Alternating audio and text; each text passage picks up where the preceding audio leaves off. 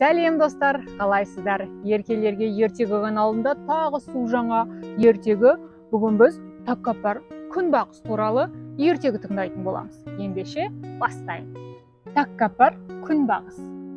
Күнмен таласа оянатын тәкаппар күнбағыс үнемі бәрінен ерте тұрып, ешкіммен амандаспай, күн батқанша басын бір еместен қақшиып тұрады екен. Бойы да өзге достарынан ұзын күнбағыс көрікті болады. Мені қараңдар, қандай сұлумын дегендей, өзгелерге мұрнын шүйретін күнбағыстың дәндері пісіп, басын көтеру қиындап кетеді. Әншейінде ешкімге тіл қатпайтын күнбағыс бір күні торғайға былай дейді: Сәлем, торғай дос, таңмен таласа тұрып, қайда ұшып барасың? Азық іздеп жүрмісің? О, тәкаппар күнбағыс, сөйлеп тұрған сенбісің? Жүрек. Сенейін бе, сенбейін бе? Әрине, балапандарыма азық іздеп ұшып барамын, дейді таңғалған торғай. Ендеше алысқа барып қайтесің? Менің дәндерімнен алып тұрсаң болады. Әйтпесе, мына басымды көтеруім қиындап барады. Жүрек, рұқсат етсең болды, дейді торғай.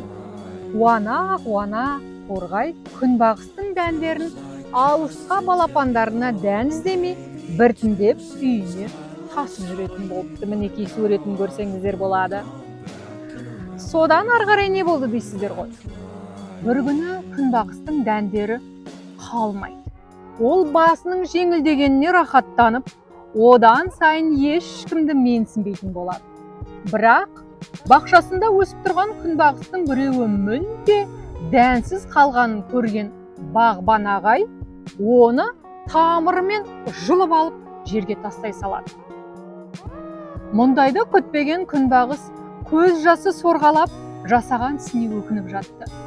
Тіпті ең жақын деген досы күн оған бұрынғыдай түспейтін болды. Өйткені осы жерде өсіп тұрған өзге күнбағыстардың жапырақтары мен сабақтарының көлеңкесі кедергі келтіретін. Бір кезде оның басындағы бір дән топ етіп жерге түседі. Жыламаңызшы, мен өміріңіздің жалғасы боламын. Осы жерден келесі жылы қайта өсіп шығамын, дейді кішкентайдан. Көз жасын тыйып, аң-таң қалған күнбағыс басын әрең көтеріп: Рахмет, қарағым, бірде-бір дән қалмады ма десем, сен бар екенсің ғой.